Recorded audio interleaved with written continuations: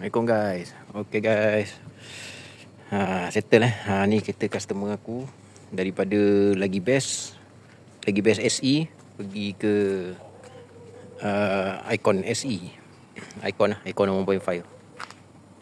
Okay, ni dia dah convert. Gelap malam tak nampak. Okay, bumper belakang Icon daripada Lagi Best SE, dah tukar Icon. Depan, okay, depan ni macam ni, daripada Lagi Best pergi ke Icon. Okay, semua cun semua Okay, customer ni dia ambil package basic tu maksudnya bumper depan, fog lamp kiri kanan, logo, lampu depan kiri kanan. Okay, depan ni lampu kita siap wiringkan balik, hidupkan DRL. Lepas tu wire kita tambah panjang sikit.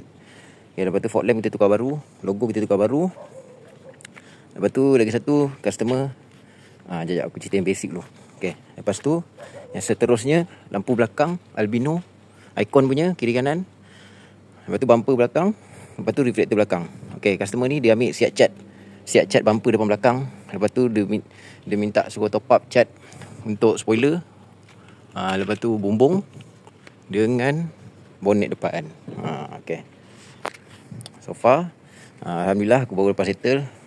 Okay, lagi satu aku nak beritahu untuk Icon SE daripada Lagi Best, kalau korang nak pergi Lagi Best, okay, dia akan ada lubang ni, lubang sensor.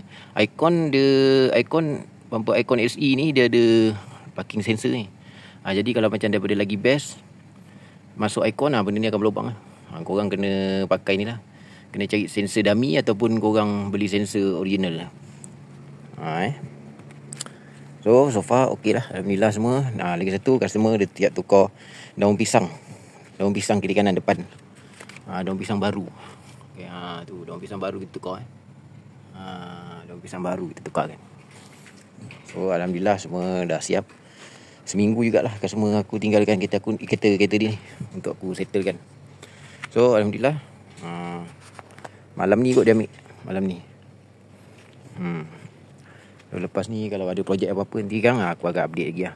Okay, siapa-siapa yang berminat nak buat macam ni, kalau korang korang pakai daripada Myvi G2 Okay, Myvi G2 ni dia start 2011 sampai 2017. Okay, tu Myvi generasi kedua G2.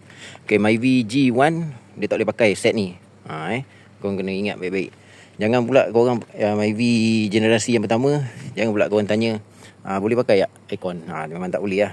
Okay, untuk siapa-siapa daripada Myvi EZI Lagi Best 2011 sampai lah Myvi Icon G-Spec, tu G2, sampai Icon XE pun G2.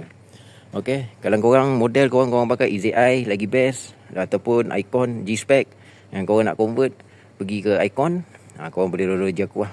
Aku boleh buat sama macam ni juga. Okay, cun punya. Okay guys, kalau korang berminat korang boleh PM aku ataupun korang ambil nombor telefon aku. Tapi dengan syarat lah korang duduk kat Seremban. Daripada jauh pun boleh, asalkan korang boleh tinggalkan kereta dan juga letak deposit. Macam ni customer aku ni, dia PJJ dengan dia suami isteri PJJ. Dia Johor Bahru, suami dia Johor Bahru, isteri dia Muar.